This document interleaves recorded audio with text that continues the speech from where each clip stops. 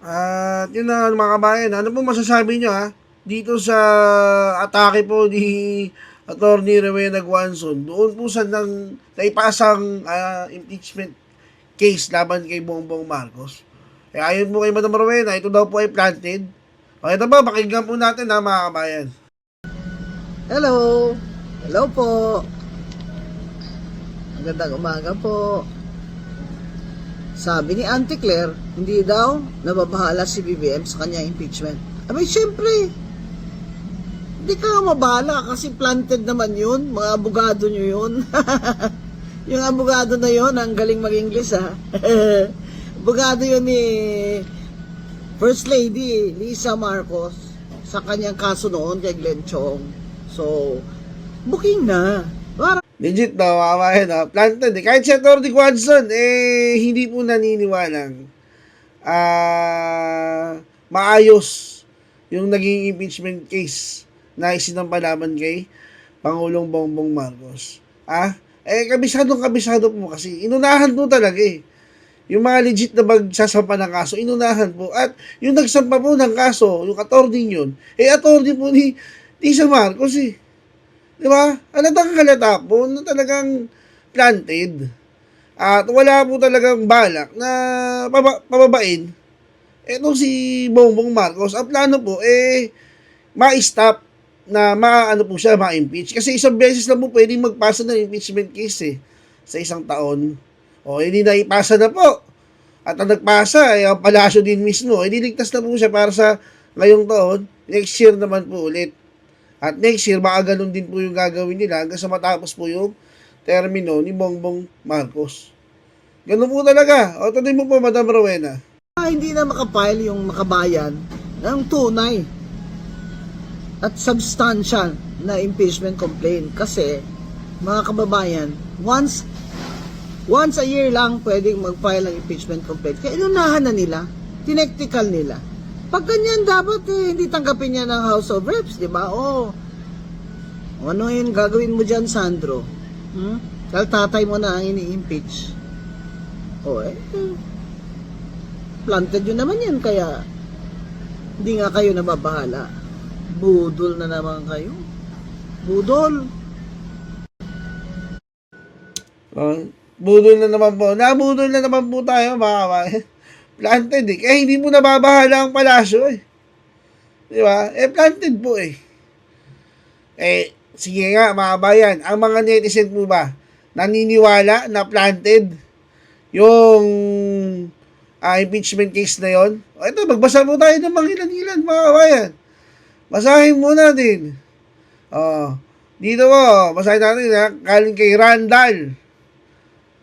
Bongbong Marcos, planted lang pala ang impeachment laban para sa'yo. Para wala nang may file na tunay na impeachment. Sandro Marcos, sumagot ka kay Guanzon. Diba? Galing pa kay Chris Osorio. OMSIM strategy yan para sure na mabasura yung impeachment complaint. Diba po ba mga bayan? Ito ba? Basahin natin, galing kay Michael Jones Solomon. Kung gaguhan lang din naman. Mas mainam pa siguro magka-EDSA people power na lang ulit tayo. Tayo na lang ang ginagagawin.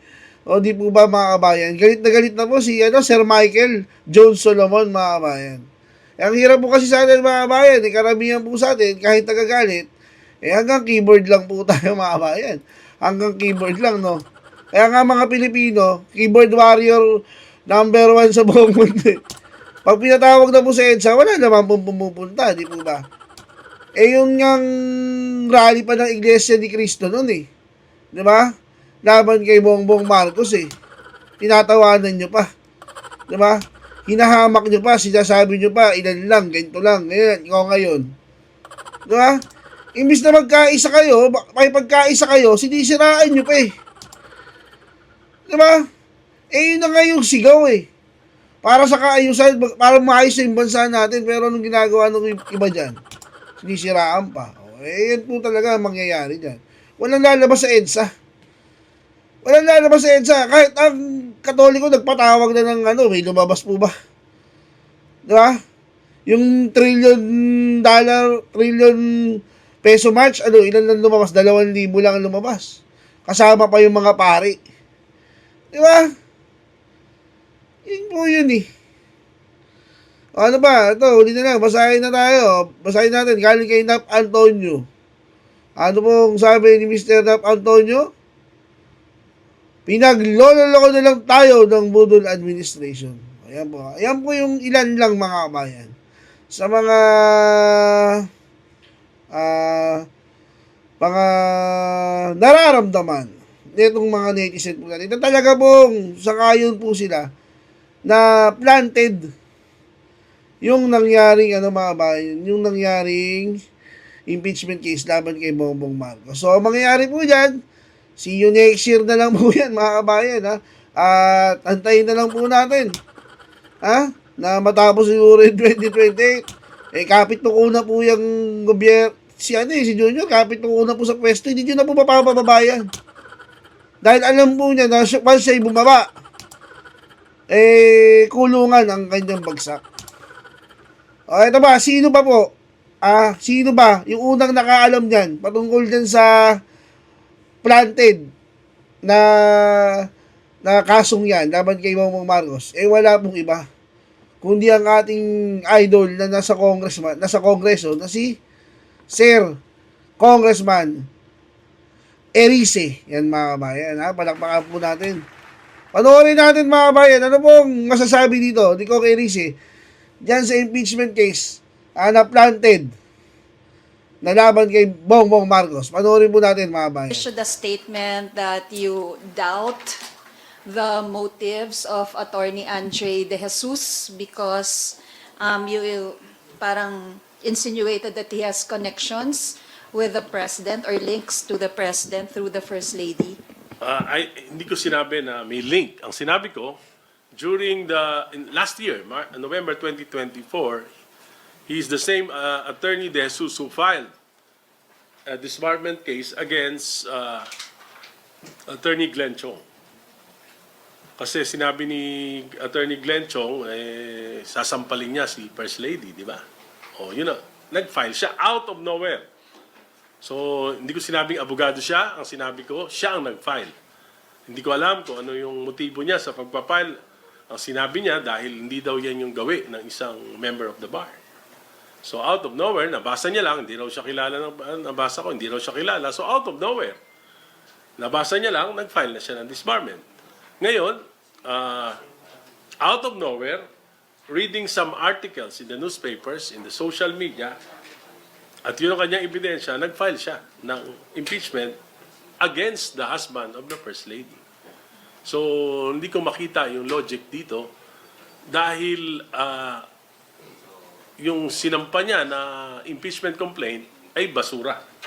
15 pages na walang mga ebidensya kundi mga news article. At sa tingin ko ay hindi ito wala ito sa forma at walang substance yung kanyang i-final na impeachment complaint. Kung ako ang boboto sa Committee on Justice, hindi ako magdadalawang isip na i-dismiss ito. Sir, dun sa pagkakaroon ng personal knowledge ng complainant, doon sa inirereklamo niya, meron bang ganong element dito? Wala akong makita.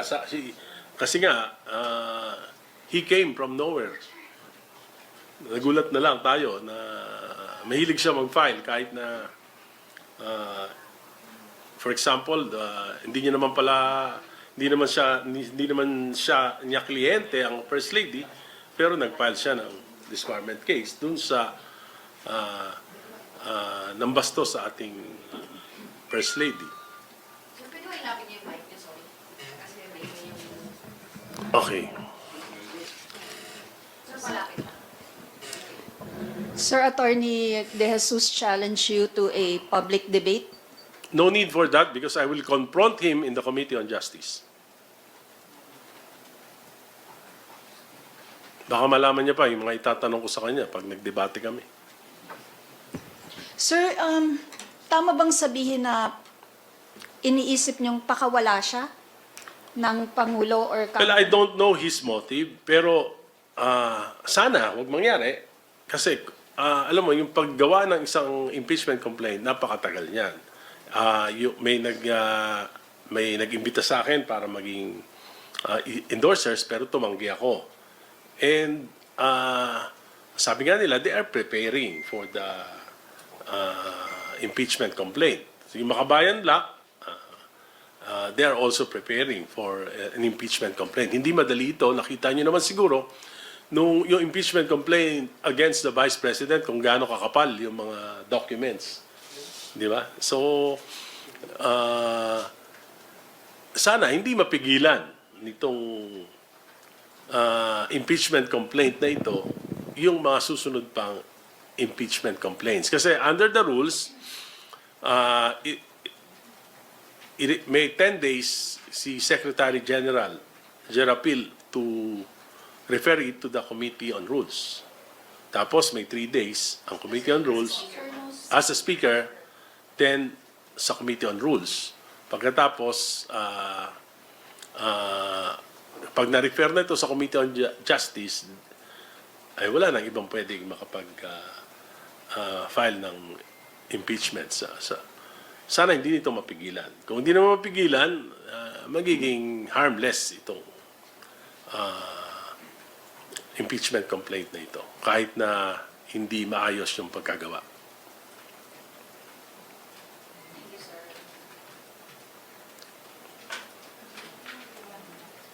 Kung sa tingin niyo, kung ito man po ay intentional para mapigilan yung mas malakas sa impeachment complaint against the President, hindi man mag-prosper ito, meron pang another chance para ma-impeach din ang Pangulo after 1 year ban, rule.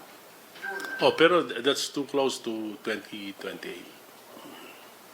Pero pwede pa rin po yun. Pwede pa rin. Na, Basta 1 year before elections di ba? So, kung hindi pa lampas noon, di ba? pwede pa. Sir, Pero, why would you impeach kung malapit na matapos yung term, di ba? Sir, pwedeng pa-elaborate lang? Sabi niyo po, wala sa forma at walang substance yung kanyang ifinal na impeachment complaint ni Andre. Yes, kasi no, yung nakita ko, ito yung mga articles niya, no? To be accurate, babasahin ko.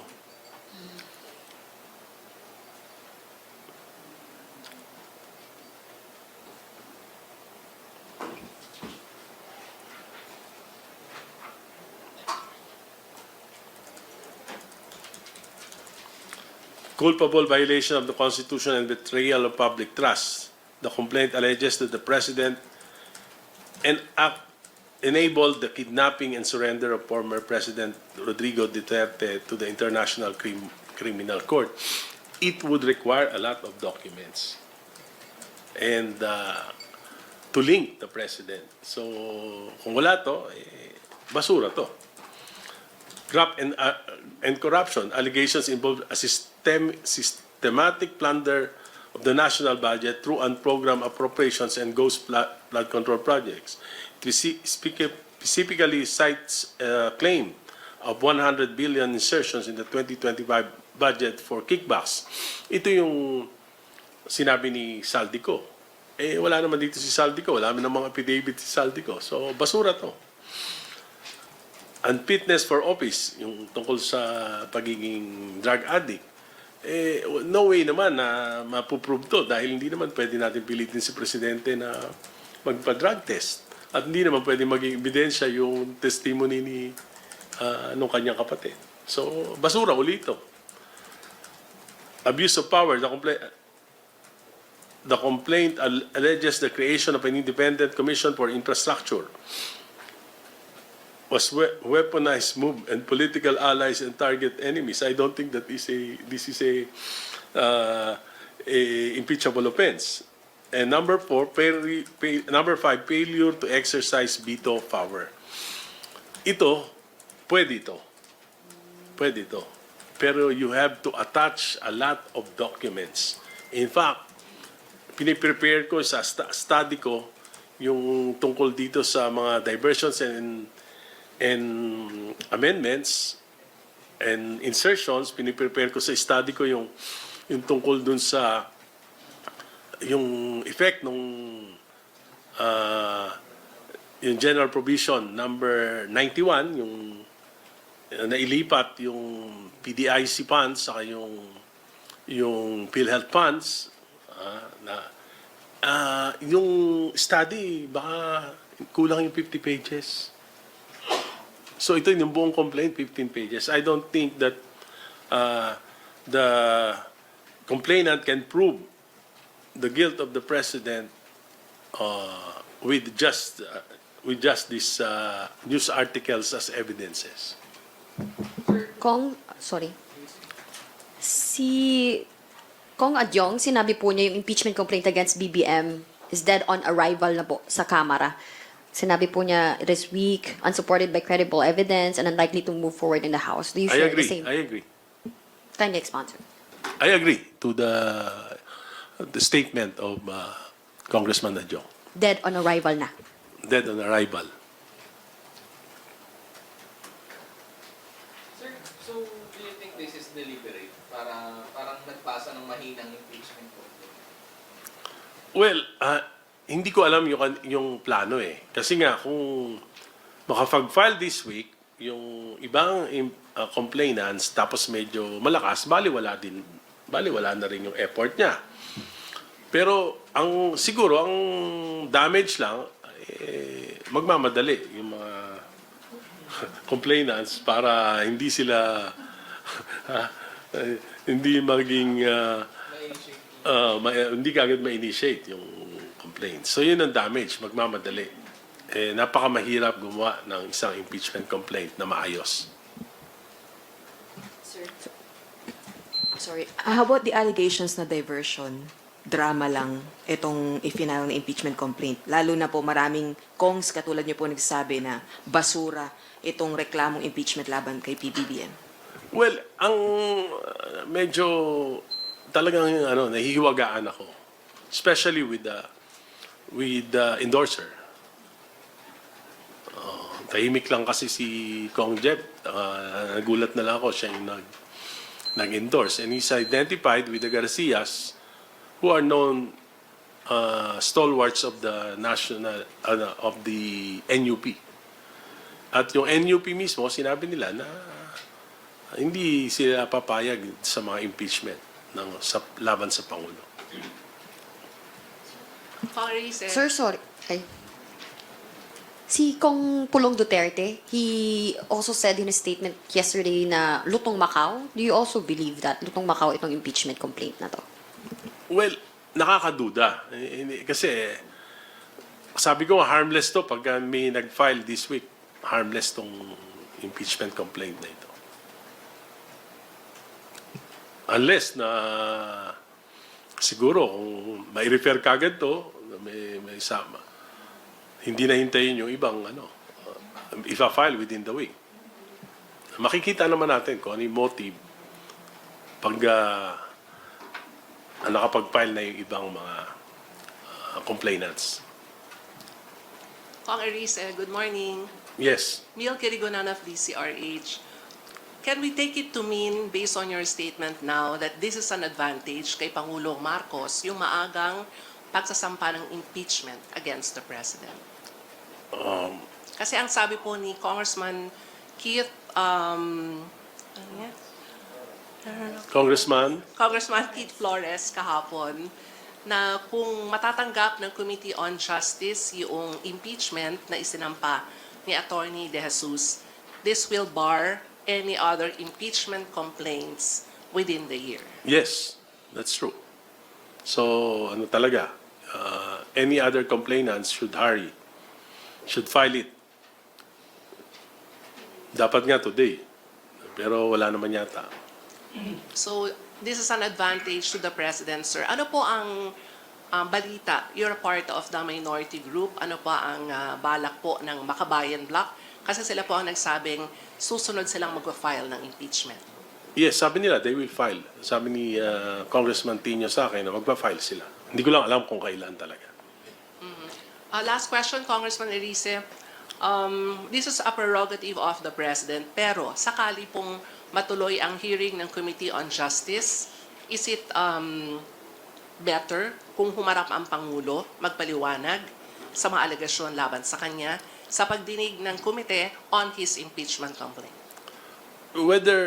Hindi naman parang hindi naman maganda kung siya mismo, kahit na representative niya, basta sagutin lang yung mga tinatanong.